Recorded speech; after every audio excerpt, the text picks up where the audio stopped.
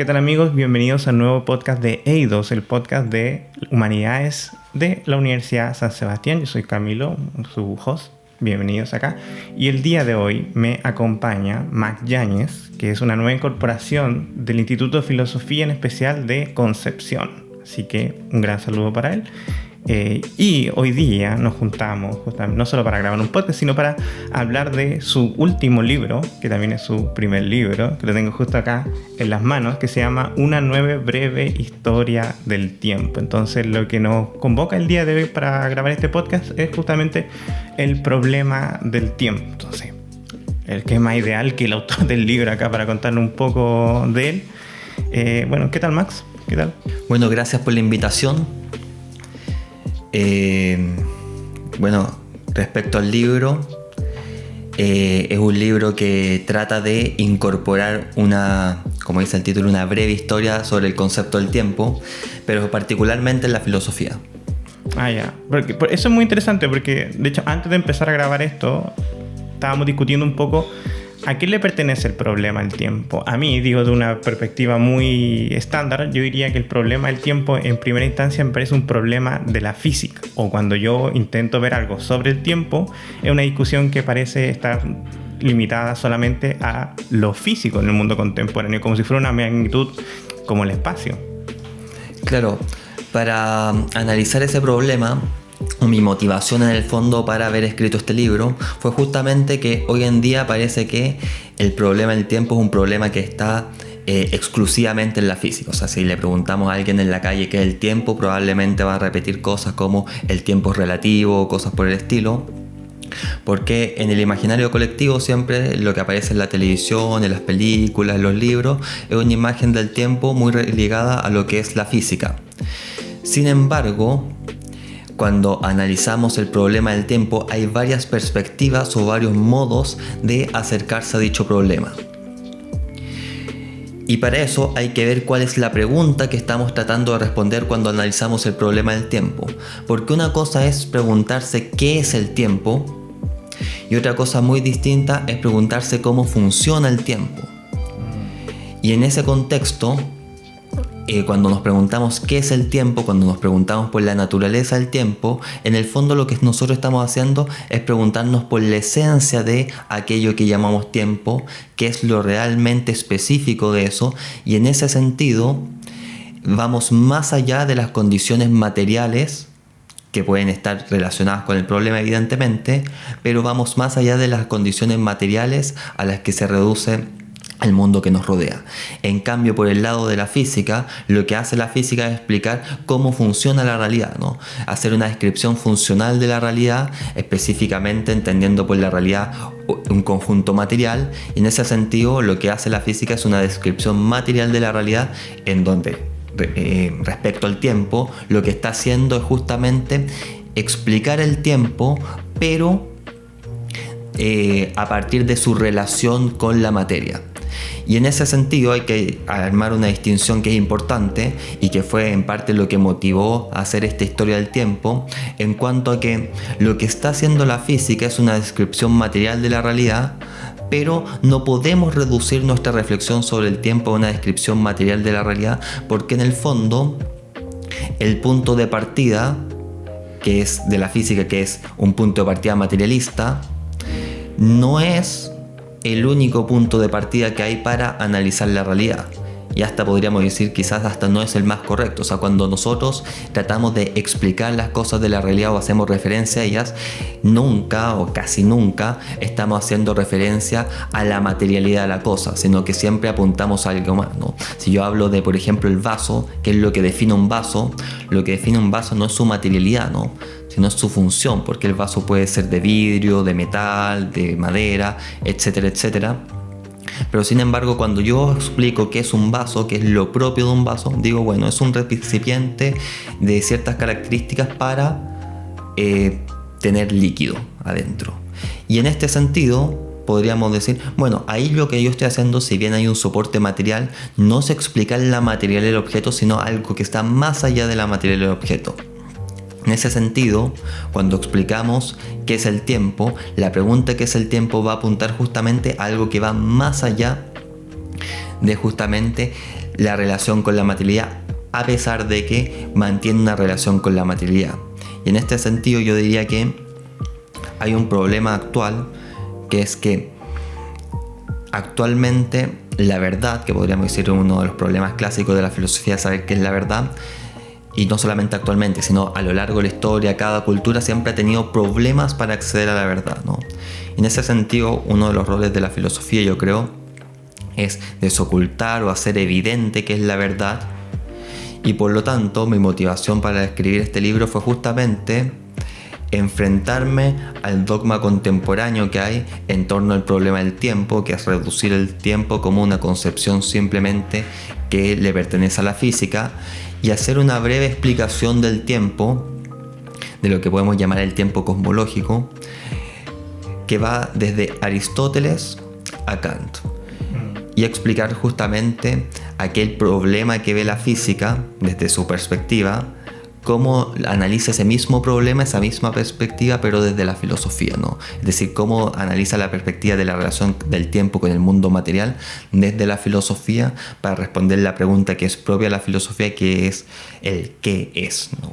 Ya, claro. O sea, primero que todo, claro, hay un paradigma científico en el mundo contemporáneo que en el fondo nos hace reducir el tiempo, qué paradójico eso, reducir el tiempo a, por así decirlo, el cambio en la materia. Es decir, lo que puede medirse a través del movimiento de la aguja del reloj, que como tú mencionabas, es una magnitud física. Pero esta visión del tiempo, que el monopolio obviamente de la física, es una visión, como tú cuentas, contemporánea. Entonces podríamos hacer incluso una fenomenología del tiempo, es decir, cómo percibimos el tiempo o otras maneras de medir el tiempo. Y tú en el libro, como nos comentabas, haces una especie de cosmología del tiempo, es decir, una revisión de qué es lo que han dicho diversos autores respecto al problema del tiempo. Y como tú dices, en el fondo el problema del tiempo como mecánica, el tiempo como física, es algo relativamente contemporáneo. Entonces, respecto a eso, como volviendo a la génesis del libro, quizás no necesariamente a la génesis del libro, ¿cómo tú comienzas? ¿Qué autores entonces son los primeros que empiezan a tratar el problema del tiempo que tú tocas en el libro y de qué manera lo tratan? ¿Y cómo eso puede ser tan diferente como veníamos explicando al problema o la idea del tiempo que tenemos en el mundo contemporáneo? Es decir, para cualquier persona estándar, como dijimos, el tiempo es un problema de la física, un problema que va a haber un documental del Discovery Channel, en un programa de ese tipo, pero ver cómo lo tomaron los primeros autores, quizás la filosofía clásica. Bueno, respecto al inicio del problema del tiempo en la filosofía, el problema del tiempo está casi desde los inicios de la filosofía, ¿no? Y en el fondo las reflexiones del tiempo también aparecen desde probablemente los inicios de la cultura occidental o los inicios de la humanidad, ¿no? O sea, en la teogonía de Hesíodo ya vemos cómo aparece la figura de Cronos o la figura del tiempo para explicar ciertos fenómenos que nosotros vivimos diariamente, ¿no? Esa evidencia que tenemos constantemente de un pasado, un presente y un futuro que está avanzando. Ahora, respecto a la filosofía, ya tenemos, por ejemplo, fragmentos donde aparece el problema del tiempo, lo poco que hemos podido rescatar, por ejemplo, de Anaximandro, ¿no? Entonces, en Anaximandro, que es de los primeros filósofos griegos, ya tenemos un inicio del problema del tiempo, pero si bien dentro de los filósofos presocráticos, que podríamos decir es este primer momento filosófico que hay, aparecen distintos fragmentos, ha podido rescatar algunas líneas que parece que hay una reflexión en torno al tiempo. Yo diría, el primer filósofo que se hace cargo explícitamente del problema y, digámoslo, sistemáticamente, es Aristóteles, porque si bien en el Timeo de Platón también hay un análisis del tiempo, en Platón siempre es más difícil ver, bueno, qué es lo que quiso decir el autor, si realmente eso lo está diciendo Platón, se mezcla mucho con la mitología y las cosmogonías de la época. Entonces, en ese sentido, podríamos decir, Aristóteles no es el primero que reflexiona sobre el tiempo, pero sí probablemente es el primero que lo hace explícitamente y con algo de claridad dentro de lo que... Y de manera sistemática. Claro, y de manera sistemática. Porque en Platón muchos de los temas que toca en un texto los vuelve a tocar en otro, lo aborda de diferentes perspectivas, es una exploración filosófica más que algo sistemático, como es el caso de Aristóteles. Claro, y en ese sentido también, como en Platón hay como dijiste, una exploración filosófica, también es más difícil llegar a conclusiones particulares sobre qué es el tiempo. En cambio, Aristóteles llega y ya da una definición exacta de lo que es tiempo, hace un análisis, lo contrasta con las distintas miradas que hay en la tradición. Entonces ahí ya tenemos una visión digamos clara, que conforma esto que podríamos llamar una visión clásica del tiempo, en donde yo básicamente marco a dos autores como los pilares para formar esta visión clásica del tiempo, que serían Aristóteles y San Agustín. Son dos autores que de todas maneras están bastante separados por el tiempo, corre bastante siglo y filosofía entre ellos. Claro, pero al mismo tiempo son dos autores que son el modelo a seguir de su época, ¿no? Son paradigmas de su época. O sea, uno lee la filosofía medieval y constantemente San Agustín es el gran referente que tienen todos los filósofos medievales, ya sea para tergiversar lo que dijo San Agustín o para rescatar lo que realmente dice, ¿no? Pero en el fondo son dos figuras paradigmáticas de cada una de su época, y al mismo tiempo son dos pensamientos que van muy alineados. O sea, no son contradictorias las cosas que dice San Agustín y Aristóteles. Podríamos ver más bien a San Agustín como una continuidad de Aristóteles, y por eso podemos hablar de una teoría clásica del tiempo agrupando estos dos autores que tienen 700, 800 años de diferencia. ¿Y qué dice específicamente entonces Aristóteles respecto al problema del tiempo? Bueno, Aristóteles en primera instancia, digámoslo, dice que el tiempo es número del movimiento según el antes y el después. Ahora, ¿qué quiere decir eso? De un modo más simple, lo que hace Aristóteles, teniendo el problema de los presocráticos, el problema del cambio, que el problema de los presocráticos, claro, era el problema del cambio, de cómo se da el paso del ser al no ser. Aristóteles en la física, justamente en los primeros libros, está hablando del movimiento, analizando cómo se da el cambio, y luego en el libro cuarto de la física aparece el problema del tiempo, ¿no? Y justamente el problema del tiempo sirve como una posible solución al problema que plantean los presocráticos, ¿no? ¿En qué sentido? En el sentido que lo que va a decir Aristóteles en el fondo es que nosotros constantemente estamos midiendo la realidad física. ¿Qué quiere decir eso? Que le otorgamos una medida a esa realidad, y esa medida que le otorgamos a esa realidad nos permite unificar justamente este fenómeno que es el paso del ser al no ser. Es decir, darle un sentido a estas cosas que dejaron de ser, pero sin que esas cosas que dejaron de ser, y acá está lo importante en Aristóteles, no existan de ninguna manera, ¿no? Sino que tienen una cierta existencia, y esa existencia la podemos comprender mediante el tiempo. O sea, podríamos decir, el tiempo es un modo de entender la realidad. ¿En qué sentido? En el sentido que, acá usando la terminología que usa San Agustín, el tiempo pasado se hace presente, o sea, es un pasado presente, y el tiempo futuro se hace presente. Entonces siempre estamos dándole una unidad a ese pasado y a ese futuro con el presente, de modo que lo que ya no es, igual tiene un carácter unitario. Y ese carácter unitario se debe a que pasado, presente y futuro es esta estructura del tiempo, y esta estructura del tiempo, por el cual conocemos la realidad, se da de modo unitario y continuo. Y como se da por un modo unitario y continuo, no es que haya un pedazo de tiempo que se perdió, sino que del mismo modo, en esta podríamos llamar linealidad del tiempo, por poner ese término, se da una continuidad y al mismo tiempo una unidad con lo que estamos captando ahora.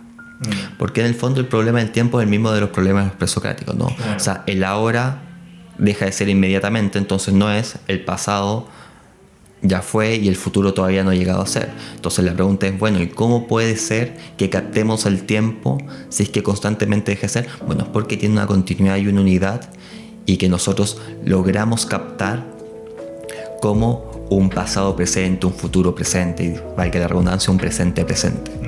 Es muy interesante porque se me ocurren dos cosas se me vienen a la cabeza con eso. La primera es algo clásico en Aristóteles, que intenta resolver un poco estas paradojas que están en el mundo presocrático. De cierto modo, la filosofía de Aristóteles recoge a los presocráticos y recoge incluso a Platón, e intenta armonizar la idea de esto. Entonces, una de las paradojas más interesantes de la filosofía es justamente la tensión que existe entre Heráclito, que es el problema del cambio, el cambio todo cambia en última instancia, y Parménides, por otra parte, que dice que nada cambia, porque como justo tú comentabas, para Parménides el cambio es pasar al no ser, es dejar de existir. Y como el no ser no existe, en el fondo tiene que acceder a la idea del cambio. Entonces parece que Aristóteles puede resolver un poco esta paradoja del cambio a través de la idea del tiempo, que parece que no está en el pensamiento, en este caso, de Parménides. Claro, lo que pasa en el pensamiento de Parménides, o en el pensamiento de Heráclito y Parménides, es que efectivamente en Heráclito, podríamos decir, está el problema del tiempo, pero de manual. O sea, todo cambia, hay un cambio constante, las cosas que son ahora dejaron de ser inmediatamente, y podríamos decir eso es lo mismo que pasa pasado, presente, futuro, cuando vemos el tiempo de un modo lineal. Y por otra parte, en Parménides podemos ver la otra cara de la moneda del problema, que es el problema de la eternidad, ¿no? O sea, en Parménides en última instancia va a decir hay un solo ser, ¿no? ¿En qué sentido? En el sentido de que si el paso del tiempo es el paso del ser al no ser, y el no ser es nada, y de la nada nada sale, entonces la nada no existe y por lo tanto solo hay ser. Es el proceso lógico de Parménides. Y por lo tanto, lógicamente, Parménides va a concluir, bueno, entonces todo tiene que ser uno y el mismo ser, y como todo es uno y el mismo ser, bueno, ese ser en el fondo es eterno. Ahora, en Parménides, evidentemente Parménides sabe que existe el cambio, sabe que las cosas cambian. El problema de Parménides en el fondo es, bueno, lo que pasa es que lógicamente no se puede conocer el cambio, y por lo tanto lógicamente no podemos tener un conocimiento filosófico del tiempo, y por lo tanto lo único que podemos conocer es la eternidad. Ese sería el problema. Ahora, en Aristóteles existen distinciones justamente para ordenar esa discusión entre Heráclito y Parménides. O sea, Heráclito tiene una noción de tiempo como la tiene Heráclito, como que hay un paso de pasado, presente, futuro, está constantemente cambiando, pero en ese cambio constante que se da en el mundo material, no se reduce toda la realidad a eso, sino que también hay cosas que son por un lado atemporales, es decir, no están en el orden del cambio. Por ejemplo, las matemáticas, o sea, el número 3 no está en ninguna parte en el mundo material y por lo tanto escapa de el mundo o el problema del tiempo. Y por otra parte también Aristóteles tiene una noción de eternidad, ¿no? O sea, tiene en el mundo griego la concepción de un tiempo infinito que en los cuerpos celestes, como los relacionan con las divinidades, en el fondo son cuerpos que existen, pero son cuerpos perfectos que están constantemente circulando. Y ahí hay una cierta noción de eternidad, ¿no? Es más, en el mundo griego, para referirse al tiempo, y a esto en el plano cultural, tenían 3 conceptos para referirse al tiempo. Tenían cronos, como el tiempo lineal, que conocemos pasado, presente, futuro. También tenían al dios Aion para referirse a la eternidad, y al mismo tiempo tienen el concepto de kairos como el tiempo oportuno, ¿no? Entonces hay una noción de eternidad, hay una noción de un tiempo que constantemente está cambiando, y al mismo tiempo hay una noción de que hay un modo de vivir el tiempo. O sea, el tiempo también tiene que ver con la vivencia que se tiene de las cosas. Y en ese sentido, podríamos decir, Aristóteles, más que inventar nuevas cosas, lo que está haciendo es ordenando la tradición. Porque también cuando leemos, por ejemplo, el Timeo de Platón, vemos que Platón usa el concepto de número, usa el concepto de movimiento relacionado con el problema del tiempo. Por lo tanto, podríamos decir que Aristóteles, más que inventar algo nuevo, lo que hace es ordenar los problemas de la tradición, y al mismo tiempo proponer al tiempo como algo que tiene un carácter relacional. ¿Relacionado con qué? Con la materia. Porque lo propio del tiempo va a ser continuo, ser una totalidad, y al mismo tiempo guardar siempre una relación con el mundo material. O sea, si no hay materia, no hay tiempo.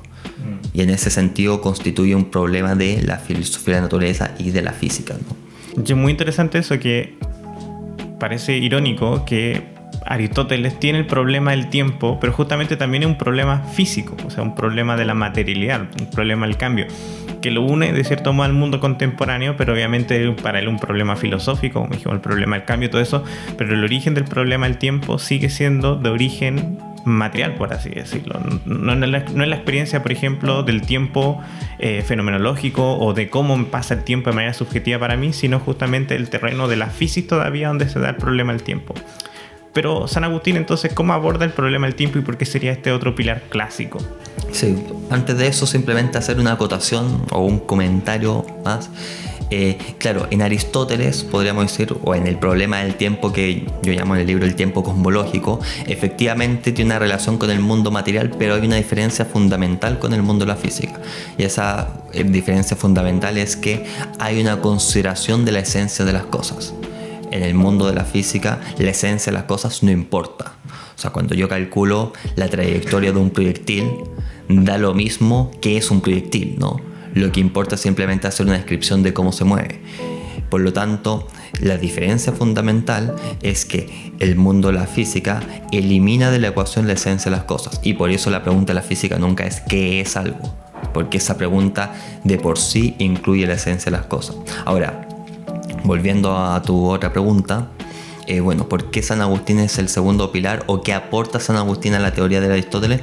Yo diría que lo que aporta San Agustín a la teoría de Aristóteles es profundizar en el tema de la eternidad y conectar el tema del tiempo con el tema de la eternidad, porque si bien en los griegos hay una cierta noción de eternidad, como todos sabemos, en el mundo cristiano aparece la idea de Dios, y Dios es un tipo particular de eternidad, ¿no? Por ejemplo, un modo que la concepción de Dios ayuda a cambiar nuestra concepción del tiempo es cuando pensamos en el cambio, por ejemplo, de una noción del tiempo circular, es decir, un eterno retorno, a un tiempo lineal. O sea, en el mundo griego tenían la concepción de que el tiempo era circular y todos los eventos se repetían constantemente, pero después, cuando aparece una noción de Dios que incluye una noción de finalidad, porque todas nuestras decisiones, toda nuestra vida, toda la finalidad de nuestra vida va dirigida hacia esa causa última, porque en esa causa última encauzamos nuestra plenitud. Entonces ya hay una direccionalidad de los actos que realizamos, y con eso una direccionalidad del tiempo, y con eso surge una noción de tiempo lineal, que es la que actualmente entendemos todos, ¿no? O normalmente nosotros cuando hablamos del tiempo siempre lo pensamos linealmente, pero eso sucede porque hay una noción de finalidad y una cierta teleología para comprender el tiempo. Claro, o sea, en el mundo clásico el tiempo está, como tú comentabas, eterno retorno, que es lo propio de la escultura antigua. La pregunta por el origen era diferente a la que tiene, por ejemplo, la escultura abrahámica. Es decir, el cristianismo en este caso introduce el concepto de alfa y omega, de Génesis y Apocalipsis, y en ese sentido aparecen nuevas preguntas para el problema de la historia, pero efectivamente el tiempo tiene una nueva noción, una noción súper interesante. Pero también es curioso porque cuando nosotros hablamos de San Agustín, rara vez nos referimos a San Agustín como desde el problema, por ejemplo, de la física, por ejemplo. Probablemente nos asociamos a San Agustín con la física. Claro, y también es muy raro porque en el fondo, en la misma obra de San Agustín, aparece el tiempo de un modo muy raro, ¿no? ¿En qué sentido? En el sentido de que el problema del tiempo aparece en el libro Las Confesiones, en donde San Agustín está narrando su vida, que se robó unas peras y no sé qué, y de repente en los últimos libros empieza a hablar del tiempo y la creación. Entonces, uno se pregunta, ¿cuál es el sentido de empezar a contar su vida y cómo se convirtió a pasar el problema del tiempo? Y yo diría que en el fondo, por una parte, en un inicio de las confesiones está haciendo simplemente una exposición de su experiencia personal y acercamiento con Dios, pero luego también presenta un argumento racional, que sería ahí donde aparece el problema del tiempo, de cómo acercarse o cómo ver la existencia de Dios desde un punto de vista racional, ¿no? Porque en el fondo lo que hace San Agustín en los últimos libros de las confesiones es, en una primera instancia, habla del tiempo, dice que el tiempo se relaciona con el movimiento, que todo lo que cambia siempre guarda una relación con el tiempo, por lo tanto nosotros concebimos racionalmente el cambio a partir de esto que llamamos tiempo, y así entendemos la realidad física, etcétera, etcétera, etcétera. Pero luego de eso se pregunta, pero ¿en qué momento nace el tiempo? O sea, ¿cuándo apareció el tiempo? O sea, el tiempo siempre ha existido, el tiempo tuvo un origen, y ahí aparece la pregunta de San Agustín, que empiezan a analizar la Sagrada Escritura, diciendo, bueno, ¿y qué significa eso de Dios hizo las cosas de la nada? Porque de la nada nada sale. Entonces, ¿cómo creó todo? Y en esa reflexión que está haciendo San Agustín, lo que empieza a hacer es vincular el problema del tiempo, de la creación del tiempo, con aquello que causa todas las cosas en el orden material. Dicho de otra manera, el problema es ¿cuándo nace el tiempo? Punto número 1. Punto número 2, bueno, el tiempo siempre guarda relación con la materia. O sea, no existe tiempo si no existe materialidad. Punto número 3, bueno, las cosas materiales no se crean a sí mismas, por lo tanto se necesita de una causa externa al orden temporal para que crean todas esas cosas. Y ahí vincula a la creación de todas las cosas con Dios. De modo que a partir de una reflexión del plano material nos lleva hasta Dios, que es más o menos lo que hace Santo Tomás en las 5 vías, ¿no? O sea, lo que hace Santo Tomás en las 5 vías es justamente ver, identificar en el mundo material ciertas características, ciertas cosas, y cuando identificamos ciertos elementos, como por ejemplo el movimiento, y que tiene que haber un motor inmóvil para que haya movimiento, entonces constantemente desde el orden material se remite a esa primera causa que llamamos Dios. Aquí San Agustín hace lo mismo, ¿no? O sea, podríamos decir, las 5 vías de Santo Tomás en cierta manera están ya en las confesiones de San Agustín, no de modo explícito. Claro, sí, totalmente. Y es muy interesante también que San Agustín, al tener la reflexión de que no hay tiempo sin esa materialidad, también nos acerca a las proposiciones que son de la física contemporánea, en verdad.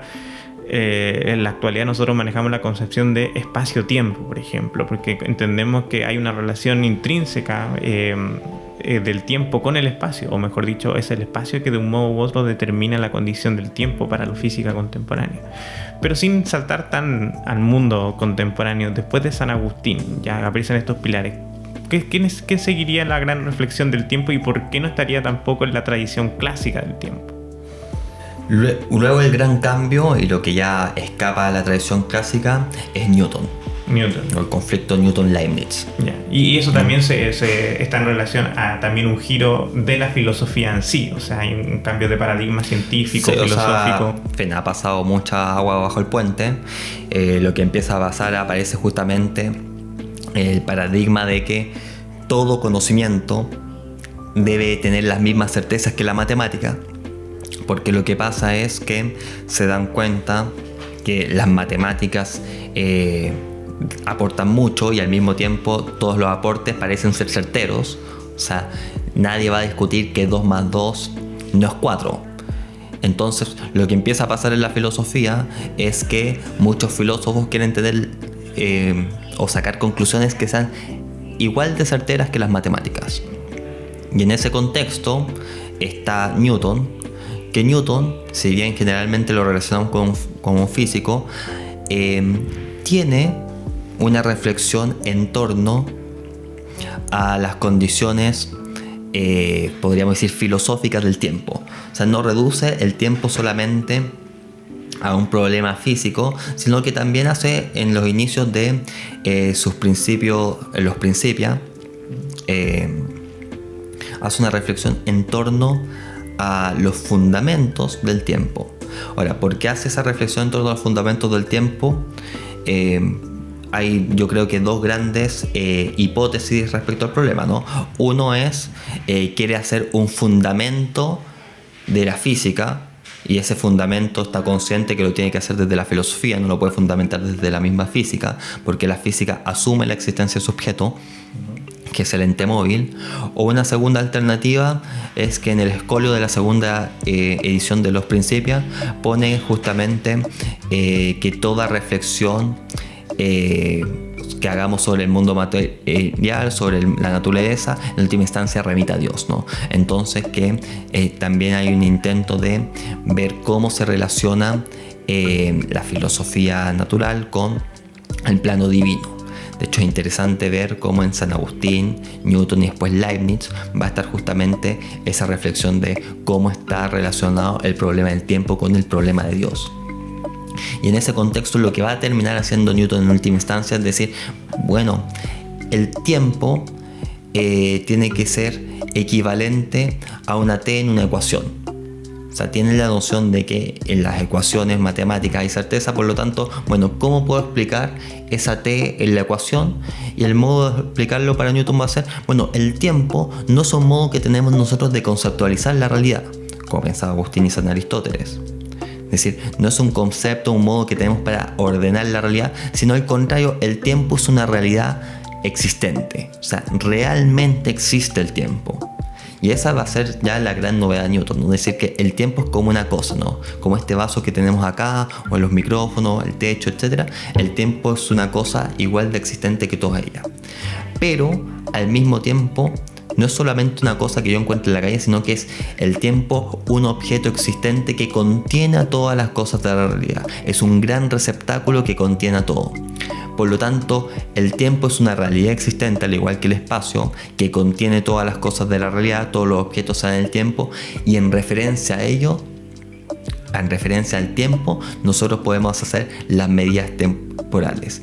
Y si hacemos referencia a este tiempo que realmente existe, ahí vamos a tener medidas exactas. Y eso es lo que él llama el tiempo absoluto. Y también habla de un tiempo relativo que dice que es el que nos lleva al error y es el que vemos en nuestra experiencia cotidiana y por el cual armamos los calendarios, las horas, los segundos, etc. Y ese es el que nos lleva a todos los problemas. ¿Por qué? Porque es inexacto, porque se basa en nuestra experiencia. Como nuestra experiencia particular siempre falla, o siempre tiene una tendencia a fallar, entonces ese es el erróneo.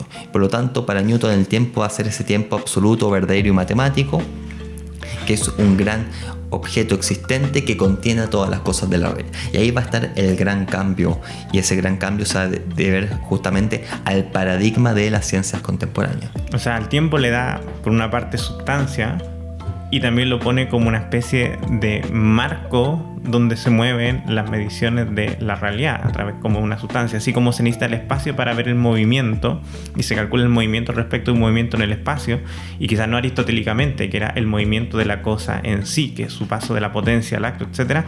Acá, claro, de una manera mecánica se entiende, por ejemplo, el movimiento de como el transporte, el movimiento de un objeto de un lugar a otro. También vamos a entender entonces el cambio o el paso del tiempo a través de un ente que está en una estructura que es superior a él, que es un marco conceptual, y estoy pensando que ya Kant va a tomar estas nociones específicas, pero desde como categoría del entendimiento, pero efectivamente como una unidad sustancial externa.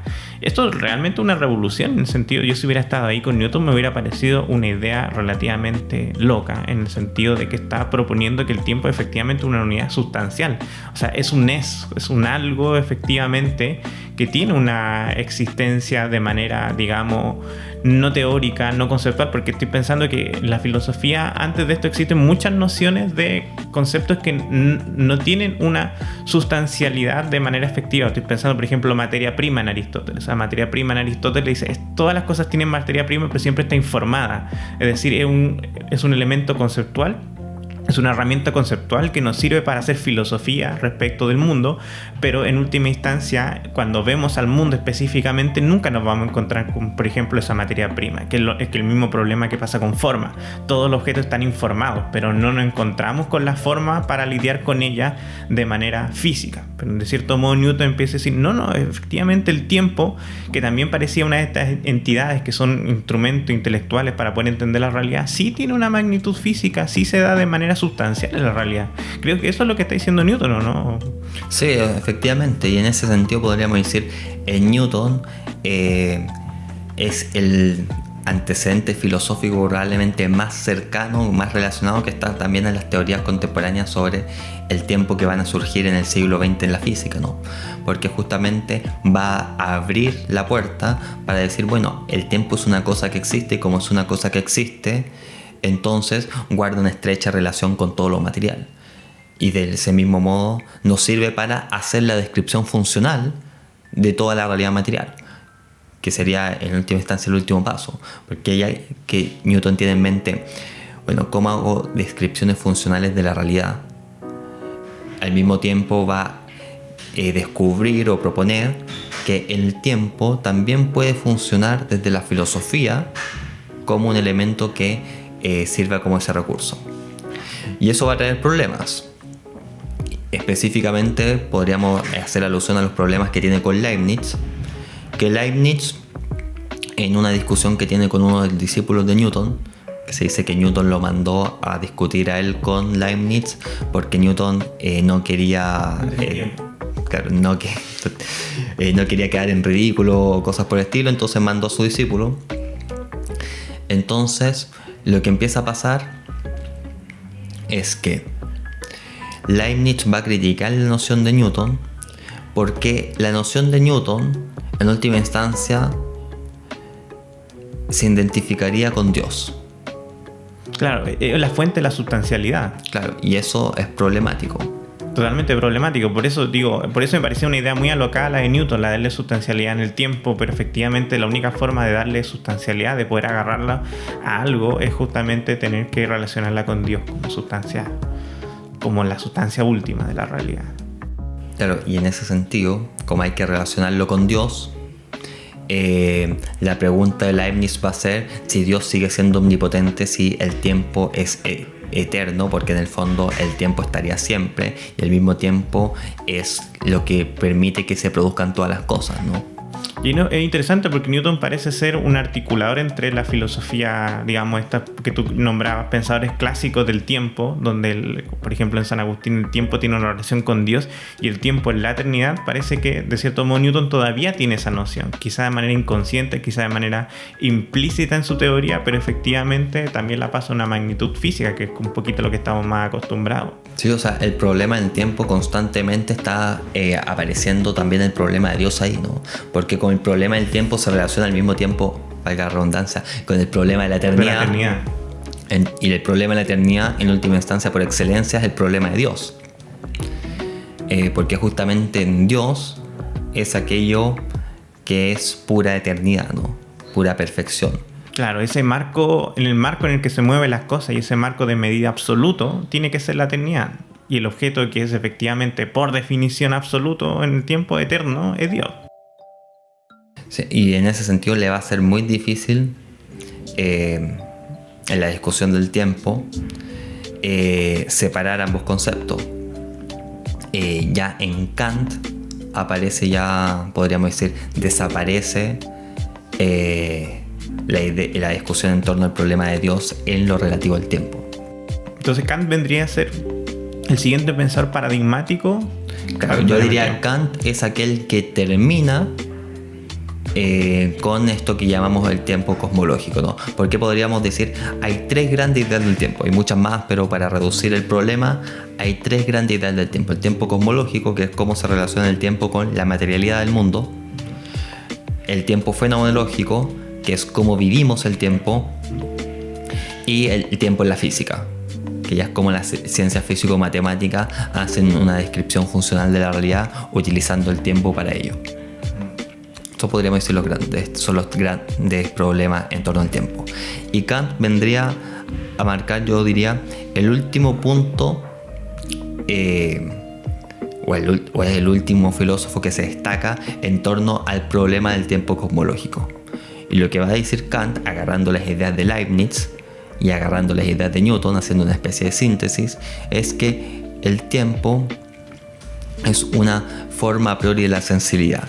¿Qué quiere decir eso? Que en el fondo el tiempo, en última instancia, es algo realmente existente, pero no existe el modo de un objeto material, y al mismo tiempo es lo que posibilita la existencia de todas las cosas, que se dé la posibilidad de ellas,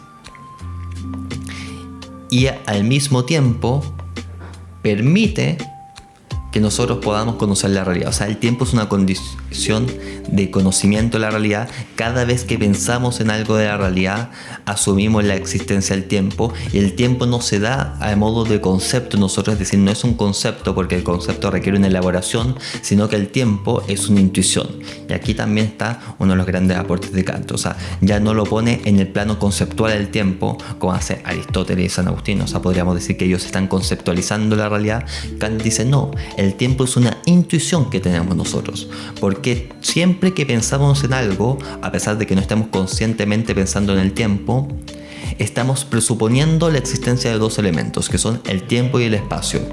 No podemos pensar nada sin ello. Por eso el tiempo constituye una intuición, y en ese sentido, no solamente, o no es cualquier intuición, sino es la que permite además todas las intuiciones o todas las representaciones que se me dan. O sea, Kant de cierto modo no iría que echar pie atrás al tema newtoniano. Newtoniano ya le estaba dando una sustancia, efectivamente le consigue una realidad, quizá no una realidad del mismo modo sustancial, porque efectivamente es darle un pase al problema de Dios, es decir, remitirnos de nuevo al problema, un problema teológico. O sea, Kant es una síntesis de la tradición, yo diría, claro, en el sentido que agarra lo que dice Newton, en cuanto que es algo realmente existente, al mismo tiempo agarra la idea de Leibniz, que el tiempo es una condición de posibilidad. Claro.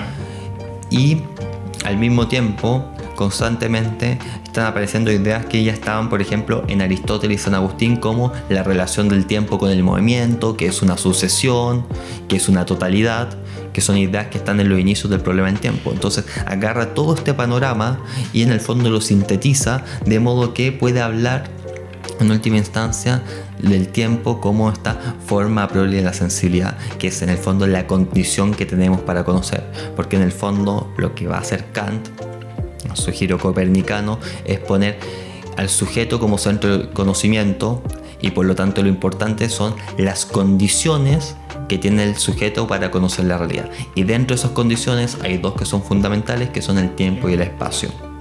Y eso lo vamos a ver al principio en la crítica a la razón pura, en cierto modo. O sea, son la parte sustancial que da las posibilidades del conocimiento. Claro, o sea, esa reflexión abre la teoría del conocimiento de Kant. La teoría del conocimiento de Kant.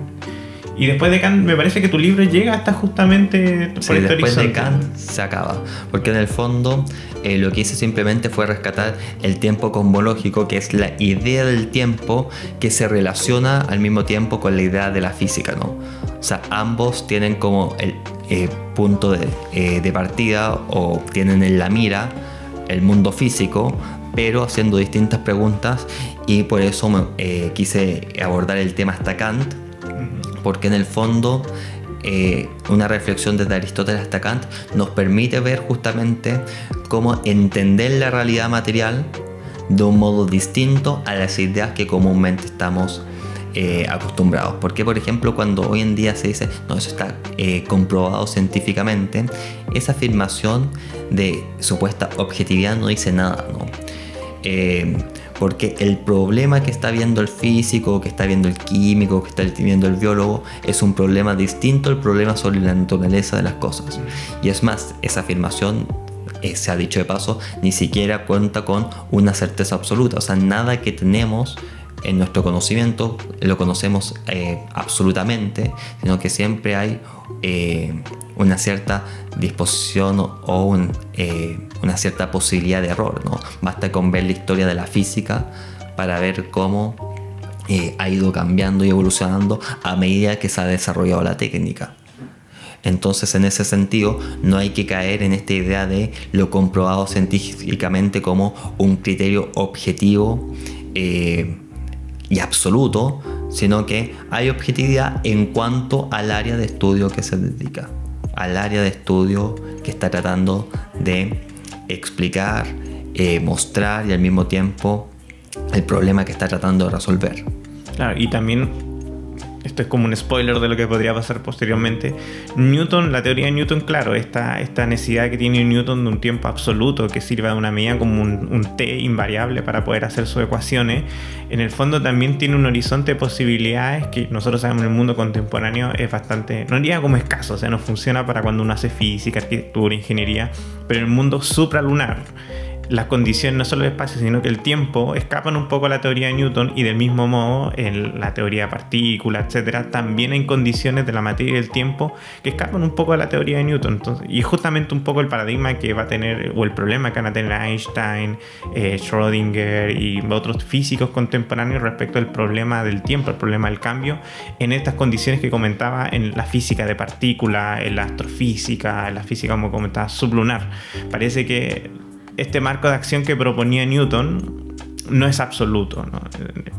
Claro, obviamente Newton no podía hacer todavía una física de la astrofísica, obviamente. No podía lidiar con los problemas que tiene la gente con el problema, estoy pensando, pero por ejemplo hoyos negros, un montón de problemas que tenemos en el mundo contemporáneo. Claro, o sea, hoy día los físicos no van a poner en ningún momento a Newton de referente, ¿no? Pero sí hay un inicio importante ahí, tanto para la continuación de la reflexión filosófica como para la continuación de una física del tiempo, ¿no? O sea, sí podríamos quizás ponerlo como un punto de partida importante. Ahora, hoy en día, obviamente, si alguien va a analizar el problema del tiempo, en las últimas teorías en la física respecto a eso no hacen alusión a Newton, ¿no? Funcionan de otra manera, ¿no? Claro, estaba pensando justamente el concepto de espacio-tiempo que se distinguen en la teoría newtoniana para, por ejemplo, Einstein y su teoría, el espacio-tiempo, en el sentido como una pura unidad, y el tiempo en verdad son variaciones o medidas del espacio, o sea, en el fondo. Y también hay otros conceptos que van a estar en la teoría que van a cambiar el concepto del tiempo. Estoy pensando, por ejemplo, en la gravedad, y está siempre uno que ve en redes sociales, la televisión, astronautas que están en el pasado o en el futuro, unas fracciones de segundo respecto a su relación con el centro gravitacional de la Tierra, por ejemplo, y su lejanía, cómo esto lo afecta. Pero eso ya son mediciones, como tú comentabas, del ámbito de la física. Claro, que son en el fondo mediciones que tienen que ver con la percepción que tenemos de la materialidad. O sea, la famosa paradoja de los gemelos, que en el fondo, no sé, son los problemas que aparecen en las películas como El planeta de los simios o Interstellar. La paradoja de los gemelos es que uno se queda en la Tierra, otro viaja al espacio, se mantiene una cantidad de tiempo X en el espacio, y eventualmente cuando vuelva a la Tierra este gemelo, comparado con el gemelo que está acá en la Tierra, estará unos segundos no recuerdo si en el pasado o en el futuro, pero o sea, claro, el que vuelve está más joven. El que vuelve está más joven, claro. Pero en el fondo eso es un problema físico, ¿no? O sea, en el fondo es un problema de cómo afectó la materia la velocidad a la que iba, ¿no? Pero no es un problema, digámoslo así, sobre la naturaleza del tiempo.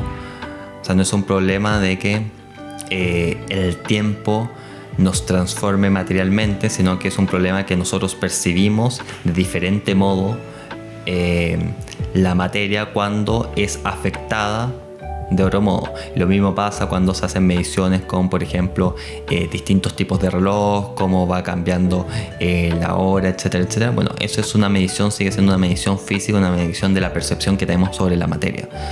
Y eso hay que tener ojo, ¿no? Porque una cosa es la percepción sobre la materia y otra es la percepción sobre la naturaleza de algo, que evidentemente pueden estar vinculados, pero no son lo mismo. Claro, me parece súper interesante. Entonces podríamos decir que tu libro acaba acá. La pregunta es, ¿qué sigue después de esto? ¿Es un auge sobre la pregunta del tiempo? ¿Una debacle? ¿Simplemente después un cambio de giro? Esto, aparece en Occidente con mucha fuerza la idea de el tiempo fenomenológico. Eso que estaba quedando un poco afuera, estaba pensando justamente esta subjetividad del tiempo. ¿Cómo vivimos el tiempo? Sería la pregunta. O sea, ya no importa mucho cómo se relaciona el tiempo con la materia, tiene cierta importancia para abordar el problema, etc. Pero el foco es cómo nosotros vivimos el tiempo. Porque cuando alguien dice, por ejemplo, oh, qué rápido se me pasó el día, y qué lento se me pasó el mes, o cosas por el estilo. Cuando está en la fila del banco, por ejemplo. Claro, y uno se empieza a separar. Bueno, todas esas son percepciones temporales que nosotros tenemos y que afectan efectivamente en nuestras vidas. Por lo tanto, también hay una segunda línea de reflexión en torno al tiempo que tiene que ver con cómo nosotros en nuestro día a día vivimos el tiempo. Una de las ideas clásicas que hay sobre este problema es el problema que hoy en día se habla de la aceleración, ¿no? Vivimos constantemente acelerados a todas las horas, queremos cada vez producir más, queremos tener más y más cosas en el menor tiempo posible. Eso es un modo particular de vivir el tiempo, ¿no? Y un modo problemático también de vivir el tiempo, porque lo que pasa, por ejemplo, en el problema de la aceleración del tiempo, que es uno de los problemas que aparecen en esta fenomenología del tiempo, es que identificamos el tener más, el hacer más cosas con el tener una vida mejor. Pero pareciera que las cosas relevantes de la vida humana, que son reflexionar en torno al sentido de nuestra vida, ver cómo estamos nosotros internamente, hacer una introspección, buscar la verdad, todos esos son problemas que requieren mucho tiempo. O sea, la condición de la filosofía es el ocio, y el ocio por definición requiere una extensión de tiempo, digámoslo entre comillas, perdido, ¿no? Perdido no en el sentido que no sirva de nada eso, sino perdido en el sentido de que no hay una eficiencia en eso. O sea, si alguien no filosofa puede vivir perfectamente, va a vivir igual su vida, pero si filosofa quizás puede cambiar su vida completamente, ¿no? Y en ese sentido, hay una gran discusión, por ejemplo, en este problema entre la vida contemplativa, la vida en donde yo me detengo a reflexionar justamente sobre el tiempo, o no sobre el tiempo, sino sobre mi vida, las condiciones que tiene ella, y eso en un largo periodo de tiempo, o una vida acelerada en donde cada vez quiero tener más cosas, quiero producir más, pero en ese producir más quizás no hay ningún cambio sustancial en la vida del sujeto, ¿no? Entonces la pregunta de fondo sería, bueno, ¿cómo puedo vivir realmente mi vida? ¿Cómo puedo darle un sentido real a mi vida? Y en esa pregunta justamente aparecen estas dos grandes opciones, ¿no? O por una parte acelero y hago muchas cosas, o por otra parte me detengo y empiezo a pensar justamente sobre el contenido de mi vida. O sea, muchas veces la gente prefiere, por ejemplo, irse en Uber, un camino que podría haberse demorado 20 minutos caminando, ahora hacerlo en 2, pero para ahorrarse el tiempo. Pero quizás caminando esos 20 minutos tiene un tiempo de introspección para pensar muchas cosas y justamente para darle un mayor contenido a su vida. Por lo tanto, hay que tener mucho cuidado con identificar la aceleración del tiempo con una ganancia personal para la vida, ¿no? Claro, hay diferencia entre ganancia y productividad. Yo hablaba con otro profesor cuando estábamos en pandemia y él decía mucho que lo que echaba de menos era el tema de moverse a la universidad, porque cuando se movía a la universidad escuchaba podcasts. Y los podcasts, como el podcast que ustedes están escuchando, son muy entretenidos y son muy gratificantes. Y efectivamente, cuando uno estaba en la casa, vivía mucho más en función de las cosas que iba a hacer y faltaba un poco ese tiempo que muchas veces se conoce como tiempo perdido, el tiempo que uno desperdicia de viaje. Y que en muchos aspectos, claro, es muy agotador, no le quita nada, pero también era el tiempo en que uno a veces escuchaba música, escuchaba un programa y efectivamente había un anhelo un poco de esa experiencia. Y esta reflexión fenomenológica un poco del tiempo nos pone muy acorde a lo que son las discusiones de los críticos culturales contemporáneos. Estoy pensando en Chulhan, pero también puede uno poner a Kasicek, Bauman, Lipovetsky, que también tiene una relación muy curiosa, porque aquí entramos en un tiempo un poco sociológico, es decir, cómo la modernidad tardía de la que se habla nos obliga constantemente a la optimización del tiempo, es decir, ¿por qué estás durmiendo tanto? ¿Por qué estás durmiendo tus 8 horas? Y en el otro sentido, ¿por qué ese tiempo desperdiciado, digamos, todo tiempo no usado para la producción en sí misma es un tiempo desperdiciado en estas categorías, también está mal? Entonces el tiempo curiosamente tiene un cambio, un giro de paradigma sobre su reflexión bastante grande, porque pasa esta cosmología del tiempo que tú comentabas a ser un tema casi sociológico o político en estos últimos autores. Sí, o sea, en el fondo podríamos decir se empieza a centrar, digámoslo así, en la vida humana, ¿no? En la vida humana, entender la vida humana como la vida en la polis o en la ciudad o en la vida en la comunidad, etcétera, etcétera. Y en ese sentido, la reflexión es, bueno, ¿cómo podemos vivir mejor en una vida política que aparentemente está en problemas, ¿no? Porque si nosotros hacemos un barrido rápido por las distintas teorías políticas contemporáneas, bueno, nadie hace un buen análisis, ¿no?, sobre la situación, ¿no? Siempre parece que estamos llenos de problemas, cada vez hay más depresión, la gente se siente mal, está muy triste, no le encuentra sentido a su vida, recurre a elementos para no hacerse cargo de ella, etcétera, etcétera, etcétera. Y bueno, todo ese problema contemporáneo es un problema que se puede analizar desde la perspectiva temporal en cómo vivir en la ociosidad, ¿no? Que digamos que la sociedad es este tiempo extendido, ¿no? Muy interesante eso. El podcast pasó desde justamente el tiempo cosmológico, la necesidad de hacer una física clásica, el problema del cambio, hasta justamente el tiempo como problema, por ejemplo, de afecciones mentales, el tema de la ansiedad en el mundo contemporáneo, del sentirse culpable cuando uno no está haciendo algo, del justamente la optimización y la producción que tanto critican estos tipos de autores, y obviamente pasando por el problema que quizá amerite otra conversación, obviamente, y con más personas quizá, que el tema del tiempo en la física contemporánea como justamente mensura de la realidad, que tiene obviamente un problema que también son más propios efectivamente de la física que la filosofía. El problema filosófico del tiempo, el problema macro del tiempo, obviamente el problema filosófico en cuanto tal, pero justamente todo esto de las paradojas, cómo funciona el tiempo, en lo que comentábamos en la astrofísica, en la física de partículas, también es un problema específico de la física que también va a encauzar nuevos problemas en el mundo contemporáneo. Yo creo que con esto vamos terminando nuestro podcast del día de hoy. Vamos despidiendo a la gente. Yo estoy haciendo un saludo con la mano, así que no sé si nos pueden estar viendo, pero llamadísimos a acercarse justamente a este nuevo libro. Yo creo que hay una segunda parte, o si viene algo así. Se viene otro sobre el tiempo pronto, próximamente. Claro, porque acá está en proceso. Tú abarcas el tiempo como esta cosmogonía del tiempo, pero como tú comentabas, también hay otros aspectos del tiempo y a mí me gustaría leer justamente, así te lo dejo como tarea, justamente esta reflexión del tiempo en la filosofía contemporánea y cómo la toman estos autores, que justamente nos afecta tanto a los que de repente estamos subyugados a la productividad y a todas las personas que efectivamente cuando nos sentamos en una silla quietos a ver el cielo, nos sentimos de un modo culpable por no estar produciendo. Bueno, si sale todo bien, este año estará listo, al menos escrito. Entonces con eso despedimos a Max, le deseamos un buen viaje para Concepción, para el Instituto de Filosofía allá de la Universidad San Sebastián y que siga haciendo filosofía como hasta ahora. Espero que lo pasen muy bien. Adiós. Adiós, muchas gracias.